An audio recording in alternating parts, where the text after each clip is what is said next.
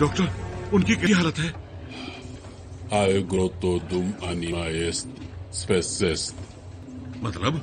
ये कह रहे हैं कि जब तक सांस चलती रहती है उम्मीद बाकी है। मतलब वो ठीक हो जाएंगे ना? अबोवे आंते अब असीनो रेत्रो अस्तूल तो अंधिक कवेतो। तुम्हें हंसी आ रही है? कोई मजाक चल रहा है यहाँ पे? हाथापाई नहीं प्लीज। हम यहाँ 8 लोगों की जिंदगी की बात कर रहे हैं, समझे? बताओ वो ठीक होंगे? कैसे नहीं कह होंगे? सकते। शांत हो जाओ, अभी कुछ नहीं कहते। अब बस इंतजार कर सकते हैं। किस चीज का इंतजार? हाँ, उनके अपने फैसले का। क्या मतलब है? तो वो अभी जिंदा नहीं है, पर टेक्निकली मरे हुए भी नहीं है। अब वो खुद ही तय करेंगे कि वो जिंदा रहना चाहते हैं या नहीं। ये अब उनकी दिमागी लड़ाई है। ये फैसला इस वक्त उनके दिमाग में हो रहा है। तो ये कैसे पता? हमें पता है क्योंकि मेडिकल सेंटर इस तरह के लोगों के लिए है जो बीच में अटे हैं, जो उस पार नहीं जा सकते और इस पार भी नहीं रह सकते, उनके लिए। तो अब क्या होगा?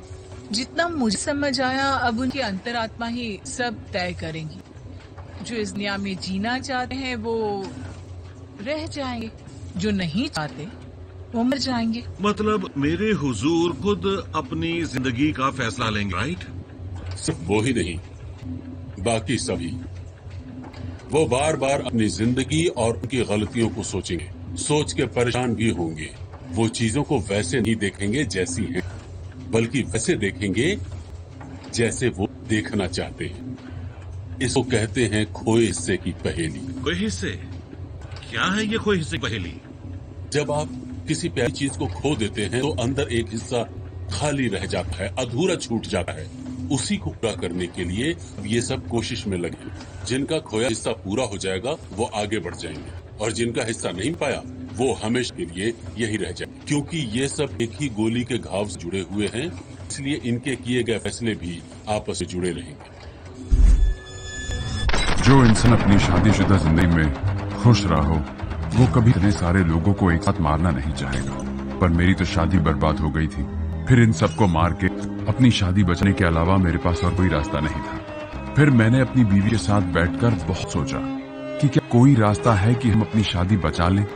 पर आखिर में फैसला हमेशा यही रहा कि इस शादी को नहीं बचाया जा सकता, क्योंकि अगर हमारी शादी बचाने लायक चीज होती तब तो उसे बचाते। अगर मेरी माँ होती तो मुझे बताती कि मैं क्या करूं, पर शादी तो मेरे बाप की नहीं बची, वरना मेरे पास भी माँ होती। शादियों के इस नकली सिस्टम के बारे में इतना सोचने के बाद हम एक नतीजे पर पहुंचे और हमने फैसला लिया कि बड़ी मुश्किलों को हटाते जाओ तो छोटी मुश्किलें अपने आप मिट जाएंगी। अगर इस दुनिया में दूल्हा और दुल्हन नहीं होंगे तो ये शादी का सिस्टम ही टूट जाएगा, और जब ये टूटे तब ये सड़ जाएगा और फिर खत्म हो जाएगा। तब असली शादी का बंधन सिर्फ मन का बंधन रह जाएगा, और तब मेरे जैसे आशिकों का असली वजूद होगा। ऐसा लग रहा है तुम्हें अब? जैसा सोचा था उससे ज्यादा मजा आ रहा है। इन लोगों के चेहरे इतने डरावने हैं कि मौत खुद डर जाएगी। सही कहा है तुमने। किसी चीज का डर होना उस चीज के होने से भी बड़ा होता है। तो अब ये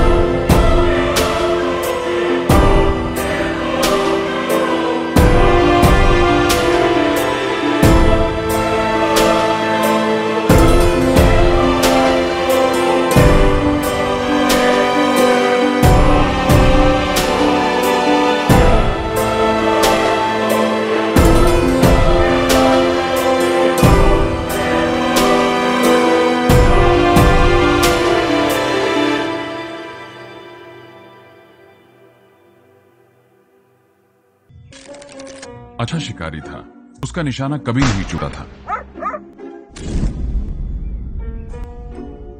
पर घायल जानवरों से प्यार था। खुद ही निशाना लगाता और मरहम पट्टी भी खुद ही करता। वो जानवरों के दर्द का कारण बनता और फिर उन्हीं को अपने साथ था। हम सब इसे कहते थे मुकर्रम का फितूर। मुकर्रम का फितूर यानी दुनिया में सबके जीने का तरीका उल्टा है। क्योंकि क्या दुनिया के हिसाब से जिए या अपने हिसाब से दुनिया बनाए, इस सवाल का कोई जवाब नहीं है। एक तरफ दुनिया और दूसरी तरफ इसके लोग। इन दो अलग सिरों के बीच के रास्ते में ही जीना पड़ता है और इसी रास्ते में हम सबको जिंदगी को ढूंढ निकालना पड़ता है। मुकर्रम जंगलों में जाकर जिन जानवरों का शिकार करता है उन्हीं को भरपेट खाना खिलाता है, उन्हें नहलाता है और उनकी देखभाल भी करता है। मतलब मुकर्रम ने अपनी जिंदगी के खोए हिस्से को भरना पूरी तरह सीख लिया है। इसका मतलब मुकर्रम का खोया हिस्सा मुकर्रम खुद ही है। अच्छी कहानी है। पहले तो भीतरी ज्ञान की बातें नहीं भाई। दिल की बात दिल में ही रख लो तो बेहतर है, वरना आपसे तो कुछ बोलो आप मजाक में ही लेते हैं। हमने तो तुम्हें जर्नलिस्ट बनने के लिए भेजा था, तुम तो फिलोसोफर बन गए। किताबें छप सकती हैं, इतनी ज्यादा समझ आ गई है दुनियादारी की। पर क्या मरे हुए लोग किताबें पढ़ेंगे? अच्छा, क्यों मरे लोगों का दिमाग भी मर जाता है? औरों का तो नहीं पता, पर मेरी खोपड़ी खाली है। शुक्र है जिंदा लोग आपके जोक्स नहीं सुनते, वरना सुन के जरूर मर जाते। अपनी माँ को राम राम तो कह दो। मैस कैसी है? खुद ही उसे आके पूछ लो ना। नहीं, मुझे डर लगता है। मैंने उसे 2000 से ज्यादा लेटर लिखे हैं, पर उसने एक का भी जवाब नहीं दिया। शायद तुम्हारा इंतजार कर रही हो। मेरा इंतजार कर रही है? पर क्या वो मुझे याद भी करती होगी?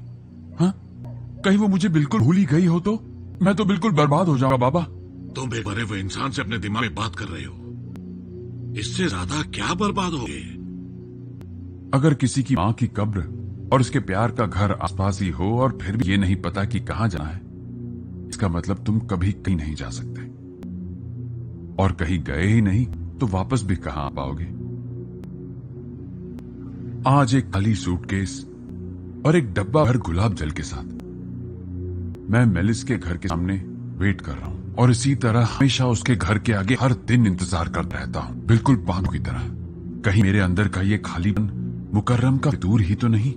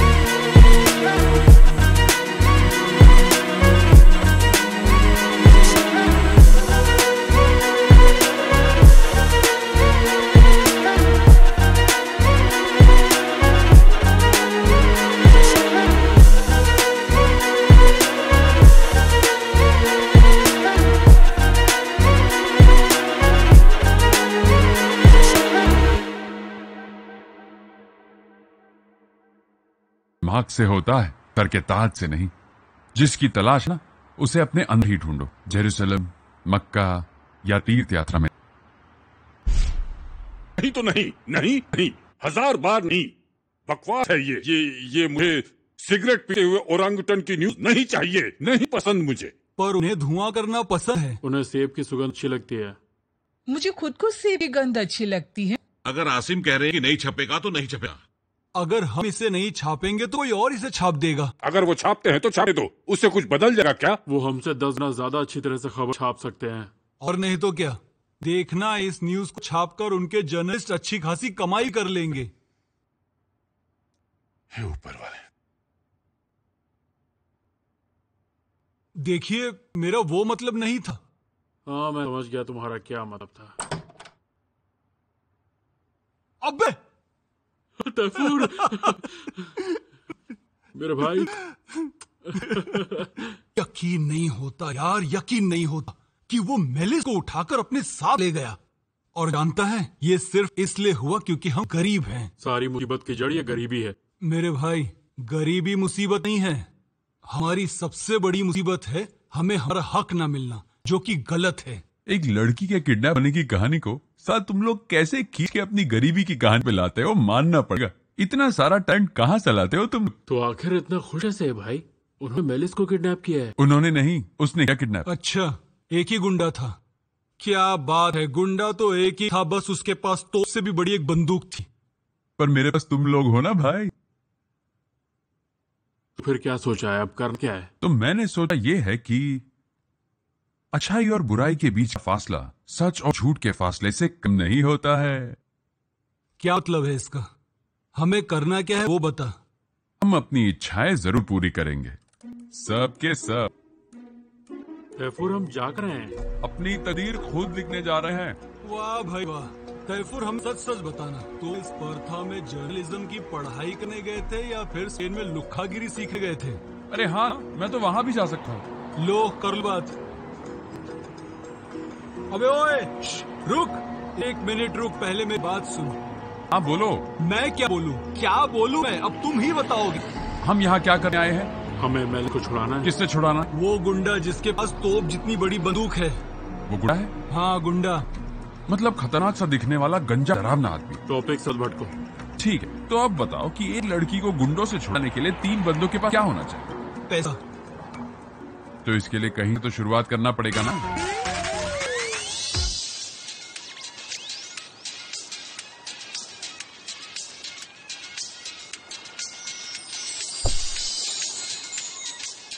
Hello, how are you? नई कार है क्या? बड़ी शानदार है।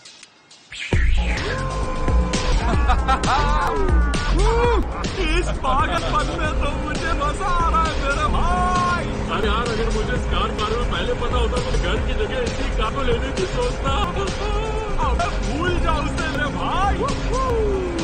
ऐसा लग रहा है कि हम इस कार में उड़ रहे हैं।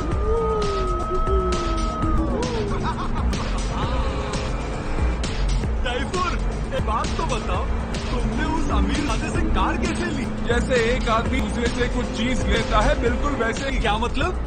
मैंने उसे कार वालों बिना कार वालों के बीच का फर्क समझाया और बस उसने एक अच्छे इंसान की तरह अपनी कार शेयर करने को राजी हो गया। हमें ठंड लग रही है, हम हीटर क्यों नहीं चलाते? क्योंकि कोयला नहीं है। कोयला क्यों नहीं है? क्योंकि हमारे पास पैसे नहीं है। हमारे पास पैसे क्यों नहीं है? क्योंकि उन्होंने तुम्हारे पापा को कोयले की खान से निकाल दिया था बेटा। पर क्यों? क्योंकि वहाँ बहुत ज्यादा कोयला था।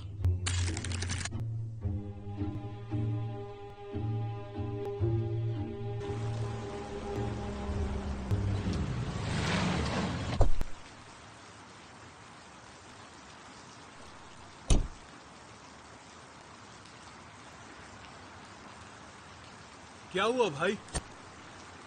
हम लोग यहाँ क्यों आए हैं? तुम लोगों को पैसे चाहिए ही नहीं? हाँ, पर ये तो वृद्धाश्रम लगता है। अगर आप किसी बुजुर्ग को लूटेंगे, बड़े शर्म की बात है। पैसे पाने में कोई शर्म की बात नहीं होती। पैसे ना होने में भी कोई शर्म की बात नहीं। पैसे हो या ना हो, शर्म तो वैसे भी होगी, उसे पैसे की जरूरत नहीं है। हाँ हाँ, वैसे भी इन्हें मोह माया पैसे वगैरह से क्या लेना देना है। भाई एक और बात बता देता हूं मैं, बुड्ढों का कभी भरोसा मत करना, ये मौत को धोखा दे सकते हैं तो हम चीज है। ये बात जान लो कि इस दुनिया में ना सबसे खतरनाक जगह है वृद्धाश्रम। जब तक वृद्धाश्रम दुखी बुढ़ों से भरे हुए हैं तब तक ये बात साफ है कि इस देश में एंड जाके सब सही नहीं होता। लोग अपने माँ बाप दादा नाना सबको जिंदगी के आखिर में घर से बाहर खड़े करते हैं और इस जेल में लाकर छोड़ देते हैं, और फिर दान पुण्य चैरिटी ये सब हक से करते हैं। अजब नहीं तो क्या है इस दुनिया का दस्तूर। जरा सोचो, इन वृद्धाश्रम की दीवारों में तुम्हें चैन कहाँ मिलेगा। यहाँ तो वो लोग रहते हैं जिन्हें बाहर निकाल दिया गया क्योंकि वो बुढ़े हो गए हैं। 82 साल की उम्र में इन लोगों को ग्लास पेंटिंग्स और लकड़ी के खिलौने बनाना सिखाओगे, और वो भी उन लोगों को जो अपने बच्चों के बारे में सोच चुपके से रोते होंगे, बिल्कुल दुखी होंगे। इस सच्चाई को जानना तो एक खूबसूरत दुनिया फिर खूबसूरत नहीं रह जाएगी। कभी सोचा है? कभी सोचा है तुम लोगों ने, तुम भी एक दिन उनकी जगह होगे और तुम्हारा बदतमीज बेटा, बेशरम बहू और आलती बेटी अपने घरों में चैन से मजे से रह रहे होंगे। कभी सोचा है कि एक 90 साल के आदमी के साथ रहना कैसा होगा? बताता हूँ। हर पल तुम दोनों बैठ के ये सोचते होगे कि वो कौन होगा जिसे मौत नसीब होगी और उसका टाइम आकर वो निकल जाएगा। वाह भाई, मैं तो ये सोच रहा हूँ कि क्या मिला हुआ था उस भरुआ बैगन में। तुम बताओ, क्या मैं गलत बोल रहा हूँ? नहीं, तुम बेवकूफ हो। बेवकूफ हूँ लेकिन गलत नहीं। पता नहीं तुम क्या बोल रहे हो। अभी हम क्या करेंगे यार? हमें मेलिस को उस गुंडे से बचाना है कि नहीं, बताओ यार। ऑल राइट, अब ये बताओ आगे हमें करना क्या है? हेलो, आरिफ जीवाना जी बात कर रहे हैं। Good evening sir. सर, मैं वृद्ध आश्रम से बोल रहा हूँ। आपकी माता मरने वाली हैं। आपको यहाँ जल्दी आना चाहिए सर, उनकी आखिरी घड़ी है। 4th फ्लोर 11 नंबर, जल्दी आइएगा सर। यहाँ के लिए निकल रहा है।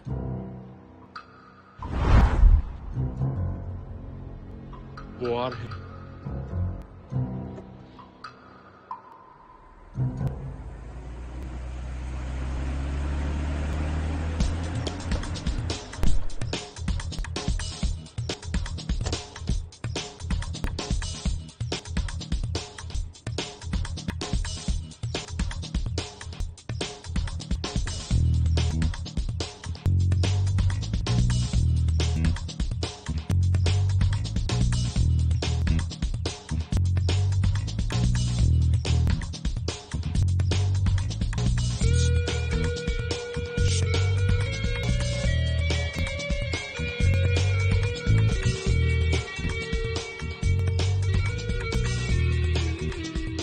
मुझे नफरत है उन लोगों से जो बिना सोचे समझे अपनी माँ को वृद्धाश्रम में भेज देते हैं। वो नफरत दया में बदल गई जब से मैंने के कुछ पैसे चुरा लिए, और इसी से मैं अपने खोए हुए हिस्से मेलिस को ढूंढने की हिम्मत जुटा पाया। पर किस्मत को तो देखो, कितने खुशनसीब है ये लोग। एक तो जब अपनी माँ को जिंदा देखेंगे तो कितना खुश होंगे, और दो मेरे और मेलिस की प्यार की मदद कर रहे हैं। मेलिस, जिसे मैं ऐसे चाहता हूँ जैसे दूध वाली गाय को। दूध वाली की दुनिया बसती है उसकी गायों में और मेरी मेलिस में। मैं भी उसे चाहता हूँ जैसे वो मेरे जीने का जरिया हो। उसके प्यार की शिद्दत मेरे लिए मौत के वजन से कहीं ज्यादा है। और जब आपको मौत का वजन कम लगने लगे ना, तो अच्छे बुरे की समझ भी पता नहीं कहाँ चली जाती है। तो अब जो मैं कर रहा हूँ वो चोरी नहीं, बस फेर बदल है जो इस वक्त बहुत जरूरी है। अगर इस गुनाह समझूंगा ना तो इस रास्ते चल भी नहीं पाऊंगा। पता नहीं कहां से, पर कहीं तो पढ़ा था कि ग्रीस के एक महान फिलोसोफर ने ये कहा था कि मंजिल और उसका आगाज दोनों एक ही होते हैं। मेरे डैड हमेशा कहा करते थे कि मंजिल तक जाने का कारवां खुद मंजिल ही तो होता है। शायद वो ये कहना चाहते थे कि एक बार किसी मकसद के लिए सफर पे निकल पड़ना काफी होता है। इससे फर्क नहीं पड़ता कि मंजिल मिलेगी या नहीं, जरूरी है सफर पे निकल पड़ना।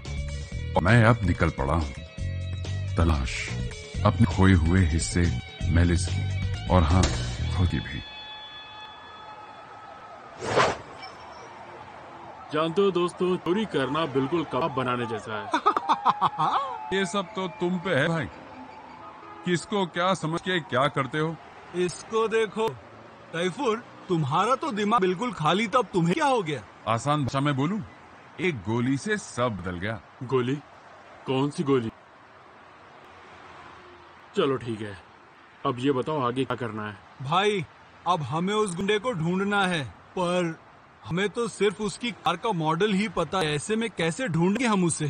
जरा दिमाग लगाओ, कौन है वो इंसान जो 76 के मॉडल्स की कार के बारे में सब कुछ जानता हो? जरा सोचो।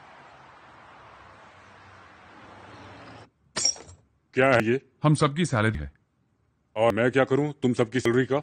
ये मेरे और मेरे दोस्तों के पास का बचा हुआ पैसा है। और बदले में तुम्हें क्या चाहिए? गैर कानूनी लोगों की कुछ जानकारी चाहिए। एक बात बताओ, तुम कैसे कह सकते हो मुझे उनके बारे में पता होगा? क्योंकि आसिम सर, आप एक जर्नलिस्ट हैं। आप ही को तो पता होता है कि अच्छाई कहाँ है और बुराई कहाँ।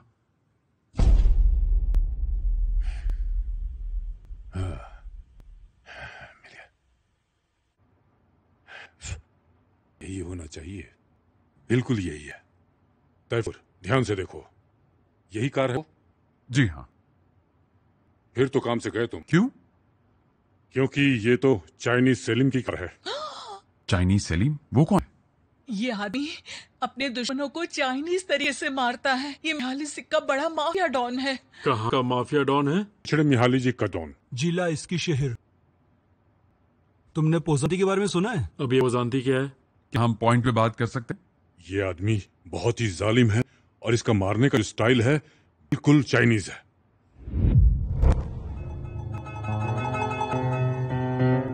अरे ये खेल हमने बचपन में बहुत खेला है। नहीं। भाई ये बताओ, वो आदमी क्या चाइनीज सेलिम जैसा दिखता था? हाँ बिल्कुल उसी तरह जैसे मैं दिखता हूँ नेगेटिव गुरु की तरह। क्या बोला, किसके जैसे दिखते हो तुम? हाँ, तुम लकी हो, ये कार उसके पास नहीं है। ये खबर पक्की है? हाँ, चाइनीज सेलिम ने अपनी कार किसी को दे दी। अच्छा, किसे दे दी? कौन है? देखो। नहीं। पहचानते हो इसे? नहीं।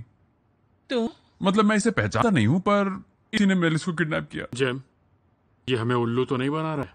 कुछ कह नहीं सकता।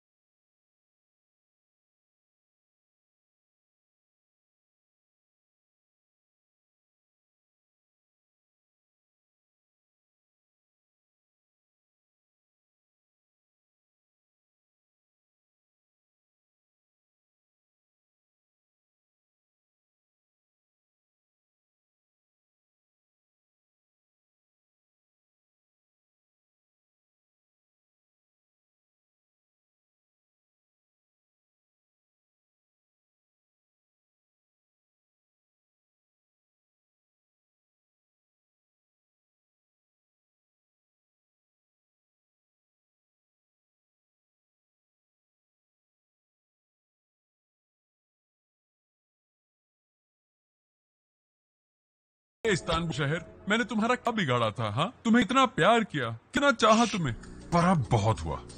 छोड़ो मुझे, अब यहाँ से जा रहा हूँ, पर तुम खुश रहना, ठीक है? अब मैं इस जगह रहूं या ना रहूं, या मैं मर ही जाऊं, तुम मर में रहना। ये लो, दुखिया फर्दी की कार आ गई। वो दुखी फर्दी है और दुखी मेलिस। अब ये दुखी मेलिस कौन है?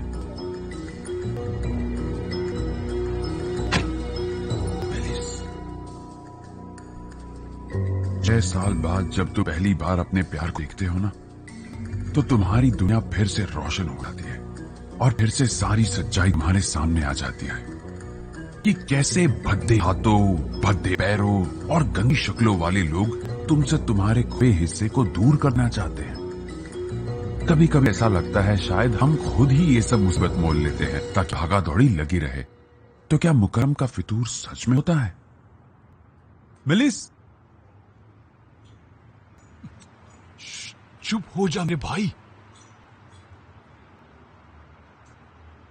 तुम्हें पता है नेपोलियन ने क्या कहा था? अगर पैसे के बारे में कुछ कहा था तो बिल्कुल सही कहा होगा। वो नेपोलियन ने नहीं कहा था, उसने कहा था कि हो सकता है एक छोटे से एटम की वजह से मेरी मौत हो जाएगी, पर उस दिन तक पूरी कायनात या कोई भी हथियार मेरा कुछ भी बिगाड़ने के लायक नहीं हो सकते। यलगार हो! चलो मेलिस!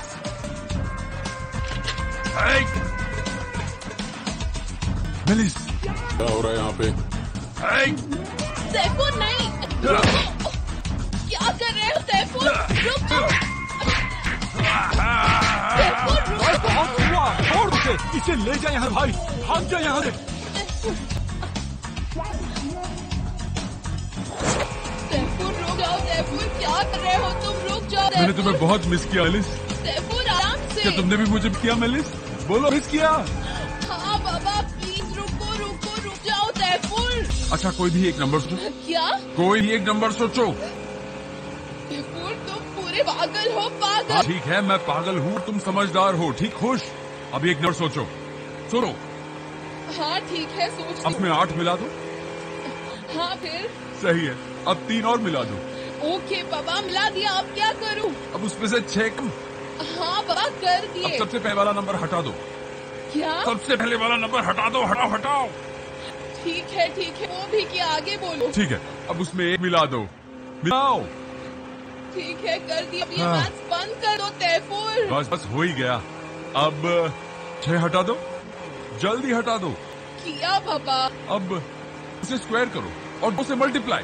तैफूर अब ये बहुत हुआ। किया कि नहीं? बस कर दो तैफूर। अब उसमें 12 और मिलाओ। ओके कर दिया। 1 और 5 से मल्टीप्लाई करो। ओके किया। गुड, कुल 450 हुए ना? हुए कि नहीं? हाँ बहुत अच्छे तैफूर, बहुत अच्छे, सही जवाब। अब बस करो प्लीज। तुम्हें पता था कि एक कार बदल भी जाती है? वाह क्या बात कही है तुमने तैफूर, वाह। इसे खोलूं क्या? करो करो, अभी के लिए करो, पर प्लीज रुक जाओ अब प्लीज। बस करो, क्या कर रहे हो तैफूर? तुम क्या कर रहे हो तैफूर? हाँ क्या कर रहे हो तुम ये? तुम्हें बहुत याद किया मेलिस, क्या गलत किया मैंने? उस गरीब बेचारे ने तुम्हारा क्या बिगाड़ा था तैफूर, बताओ। कौन गरीब? वो दुखियात्मा फर्दी। हाँ क्या तुम जानते भी हो वो कौन है? जानता हूँ, वो डॉन सलीम का गुंडा है। बक्से में बड़ी बंदूक लेके फिरता है, पता है तुम्हें?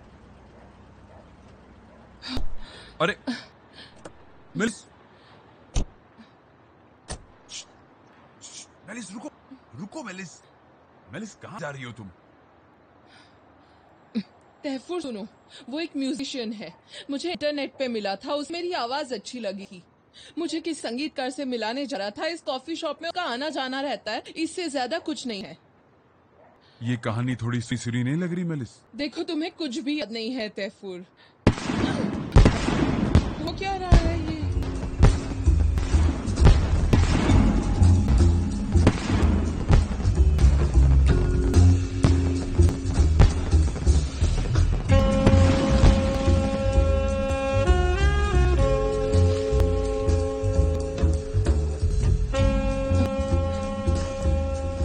देखो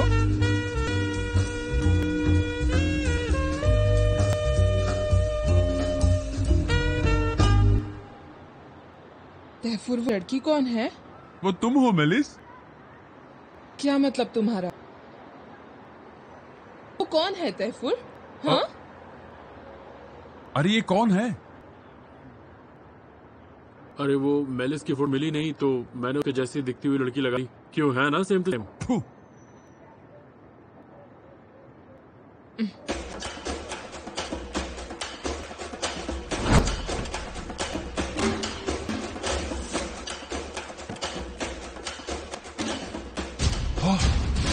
ये तो चाइनीज सेम है। तुम लोग क्या करो यहाँ हैं? वो मैं अपनी गर्लफ्रेंड के साथ घर बसाने की कोशिश कर रहा था और बस इसीलिए उसे पोस्ट कर रहा था। मेलिस, क्या हुआ?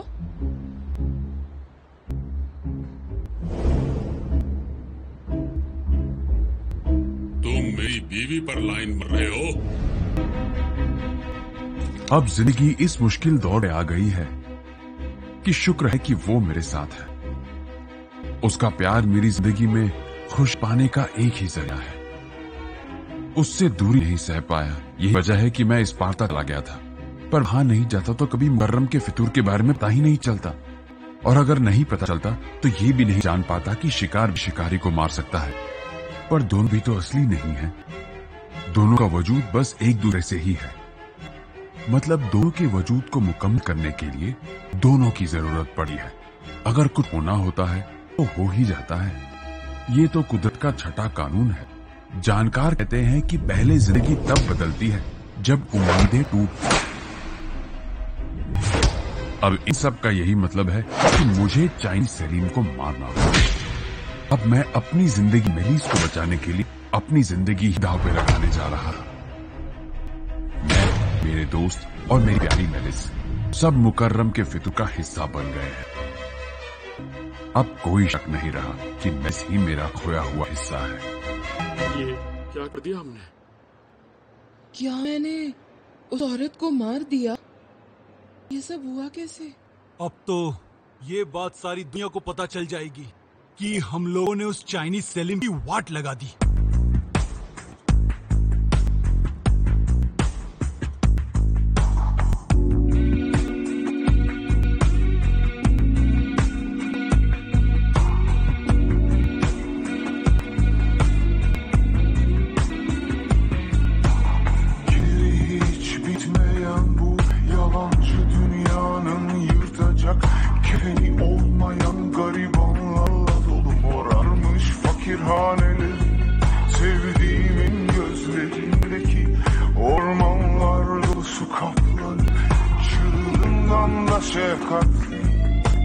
Damla yeşil, damla temiz yağmurlarla defaten yıkayarak ve hesabını vererek içtiğim bir yudum su, biçtiğim tek buğdayın, göçtüğüm memleketim. Veda eden çimin, şimşekleri toplumun, olanca yılımıyla şakaklarında soluyan, suyu beygirlerin, güç nafları çerçevesine ve her cephesine ve herkesine.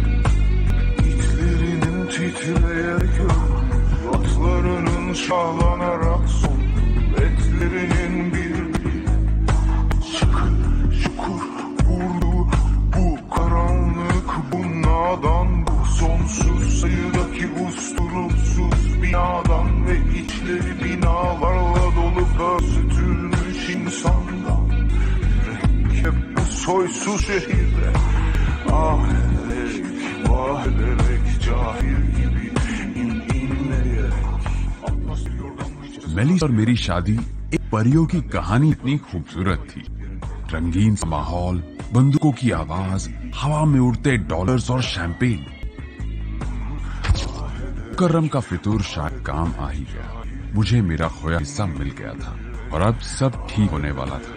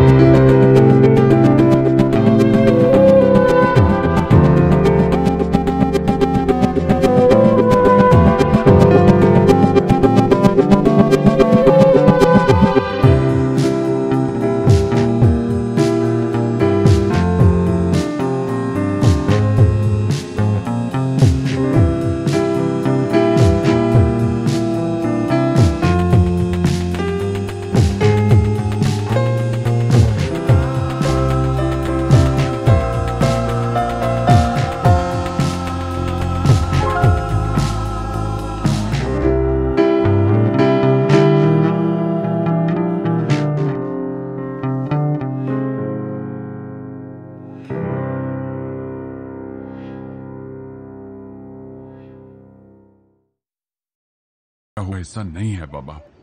इसका जवाब अपनी माँ से पूछ के लिख लो। आपको लगता है हमें इस रिश्ते को बचाना चाहिए? लगता है रिश्ता जैसी कोई चीज है ही नहीं।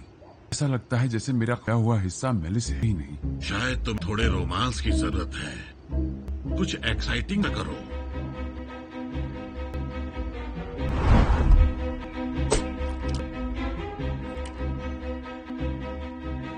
और इस तरह हमने अपनी शादी को बचाने का सोचा। पहले सबसे करीबी लोगों को मारेंगे, पहले बदले की प्रैक्टिस करेंगे, साथ में ऐसे प्लान्स बनाएंगे तो प्यार बना रहा। फिर दूसरा कदम लेंगे और टर्की को मिलके खाएंगे। दुनिया के सारे दुल्हा दुल्हन आज के बाद से हमारा खौफ खाएंगे। और इस तरह हम दुनिया से शादी का सिस्टम ही खत्म कर देंगे। हम इस दुनिया को इस बीमारी से आजाद कर देना चाहते थे ताकि लोग हमें याद रख सकें।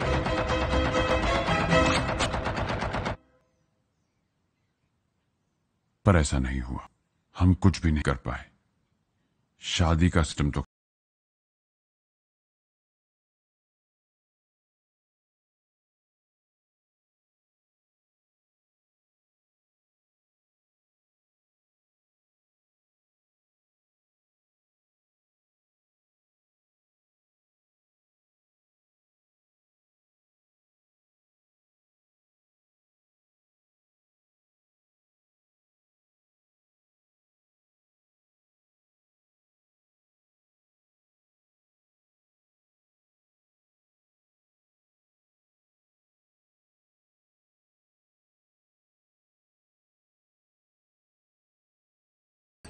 थोड़ा सा सर ऊपर करूंगा तो शायद अभी ही कफन को छूंगा। जानता हूं तुझ पर क्या बीत रही है, लेकिन रोज हजारों लोगों का तलाक होता है मेरे भाई।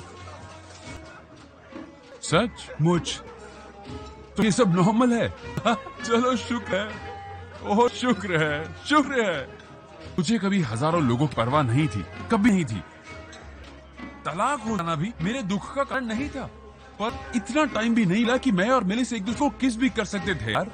मेलिस को पाकर भी सब कुछ खोया खोया सा, पता नहीं। तुम एक बार जाके उससे बात करके क्यों नहीं देखते? कोई ना कोई रास्ता होगा जरूर तैमूर। अपनी खुशहाल जिंदगी को इस तरह खत्म करना ये अक्लमंदी नहीं है। सैम कुछ समझ नहीं आ रहा। समझ ले, तू ज्यादा भावुक हो रहा है, समझा? उसके लिए इतना परेशान मत हो। तू बता मेरे भाई, मेलिस के लिए हमने क्या कुछ नहीं किया। जितनी हमसे हो सकती थी हमने उतनी कोशिश की, पर क्या फायदा हुआ? वो चाइनीज सलीम, वो तो हाथ धोके हमारे पीछे पड़ गया। अब तो दुखी आत्मा फती भी हमें ढूंढ रहा है। देखो दोस्तों, हम सब ने मिलके इतनी बार कोशिश कर ली मगर कुछ भी सही नहीं हो रहा। ओ ये क्या चल रहा है यार? इतने समझदार भी मत बनो तुम दोनों। तुम्हें क्या पता मेरी मर्ज की दवा क्या है? मुझे मेरा खोया हुआ हिस्सा चाहिए, मुझे उसे पूरा करना है, मुझे मेली से बात करनी है। शायद उसका चेहरा भी ना देख पाऊं मैं आगे।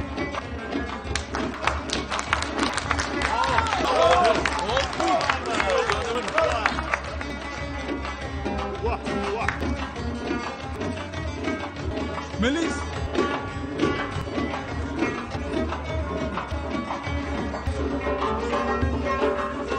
मेलिस तुम यहाँ क्या कर रही हो? नाइट क्लब्स में काम करती हो तुम मेलिस?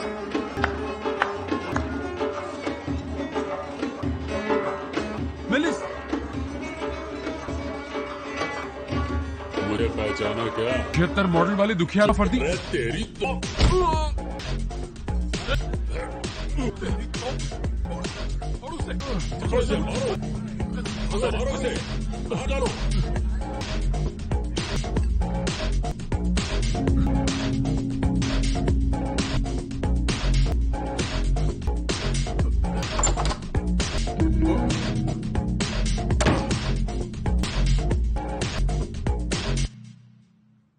अरे बाप रे, क्या हुआ? खुद देख लो इनको, ये तो कैदी जैसी लग रही हैं। नहीं, ये तो सरासर गलत है। उसको क्या हुआ है? ओह, इस जगह का मालिक कौन है? हाँ, कौन है यहाँ का मालिक? सामने आओ। तुम्हारी हिम्मत कैसी हुई इन्हें कैद में रखने की? किसकी जगह है ये? सामने आओ, इसी वक्त आओ, अभी। मैं तुम्हारा इंतजार कर रहा हूँ। ये मेरा इलाका है। भागो।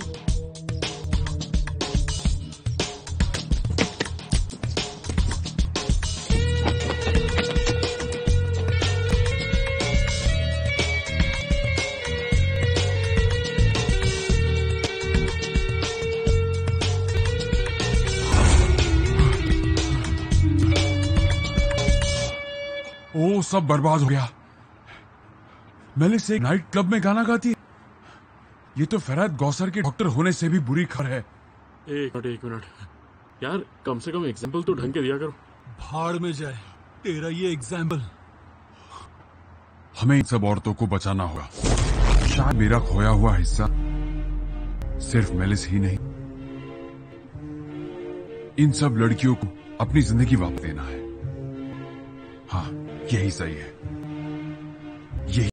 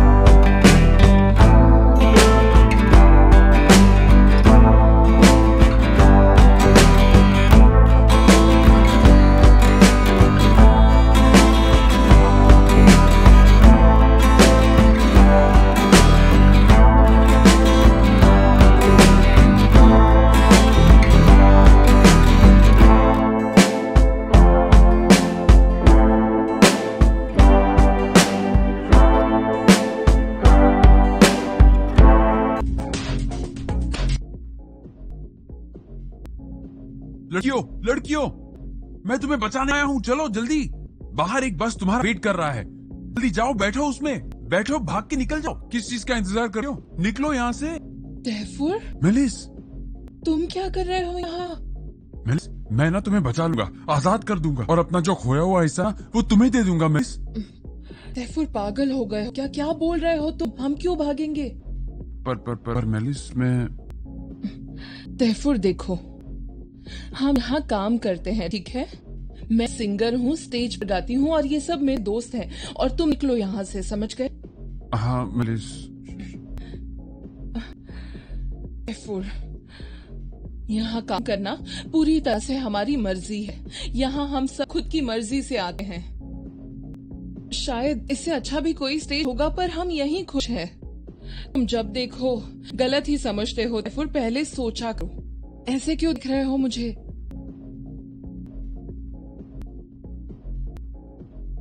हर बार जैसा तुम सोचते हो वैसा नहीं होता तैफूर। हमेशा तुम ही सही नहीं होते। अब जाओ।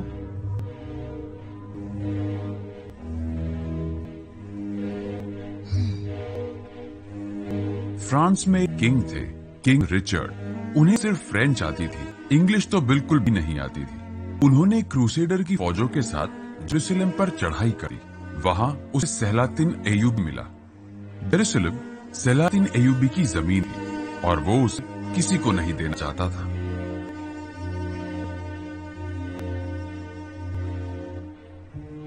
फिर किंग रिचर्ड और सलातिन के बीच जो जंग हुई उसका तो इतिहास गवाह है।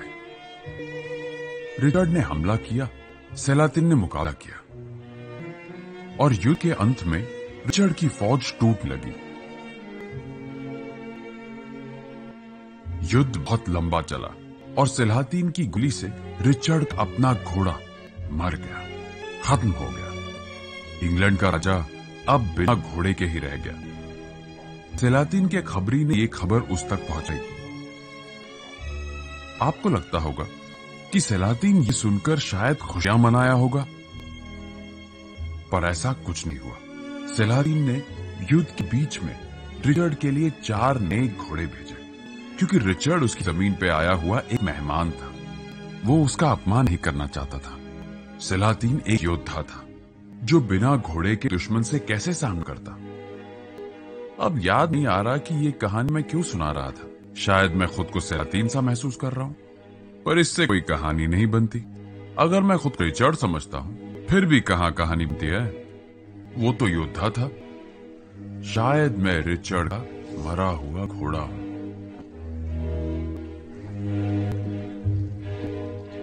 हाँ, मैं वही शहीद हुआ घोड़ा, और सब घोड़ों की तरह मैं ये मान नहीं पा रहा कि मैं मर चुका हूं। एक मिनट रुको, मुझे क्या पता युद्ध के बारे में। मुझे तो लड़ाई पसंद नहीं। बस अब बहुत हुआ। मैंने खुद से लड़ने की बहुत कोशिश की। अब इससे पहले कि करेला बैंगन खाने की नौबत आ जाए, मैं मैदान छोड़ देता हूं।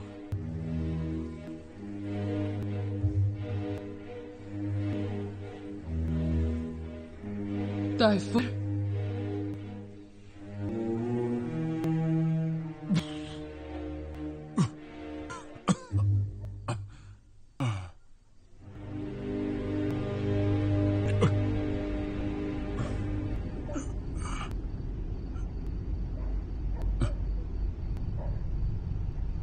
माँ, वेलकम बेटा। आपको भी वेलकम माँ। तुम अब भी मुझसे नफरत करते हो बेटा?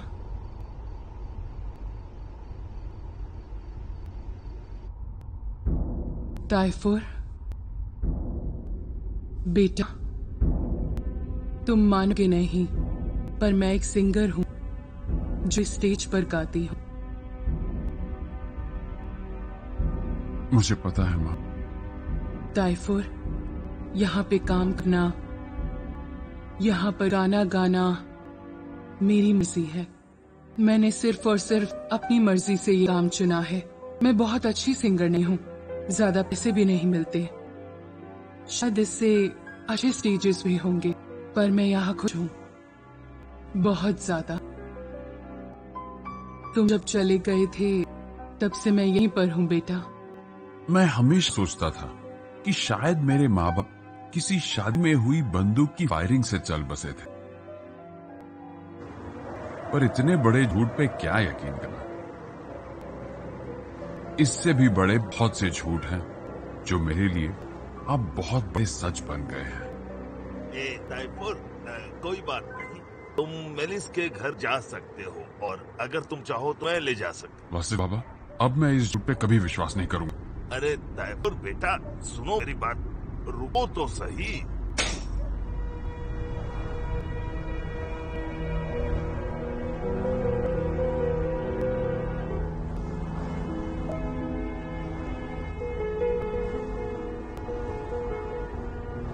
माँ,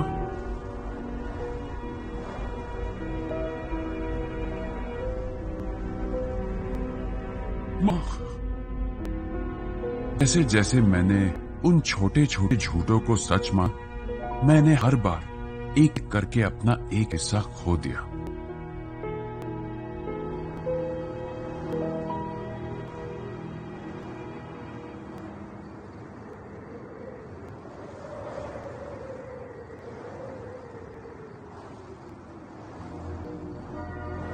पर किसी ने ये नहीं बताया कि एक टुकड़ा ढूंढो तो बाकी सब भी मिल सकता है। मैं फिर उसी पहले टुकड़े से शुरुआत करता, पर किसी ने ये बताया ही नहीं। मुकर्रम ने भी मुझे नहीं बताया। सब ने हमेशा बाहर का ही रास्ता खाया। उन्होंने सही जगह पर ध्यान देने की बात कभी नहीं की। उस टुकड़े को ढूंढने की जिसके खोने से सबसे ज्यादा दर्द होता है। शायद किसी को पता ही नहीं था, शायद वो चाहती नहीं थे कि मैं ये देख पाऊं। जो बोल पाते हैं वो बताते नहीं, और जो बताते हैं वो जानते नहीं।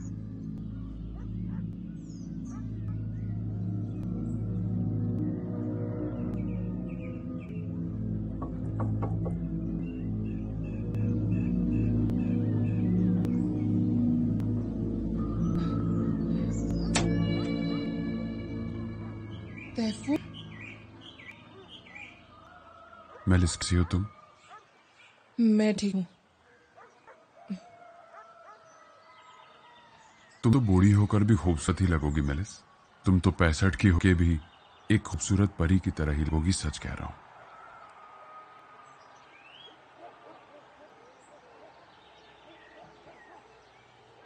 हम एक साथ बूढ़े हो सकते हैं, तब तुम यही सब मुझसे कह देना।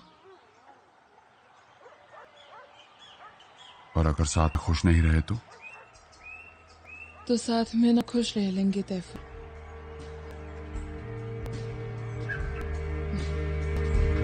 Bir rüya gibi içinde dalıp çıktım.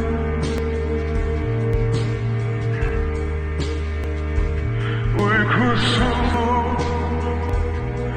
başıboş, sarhoş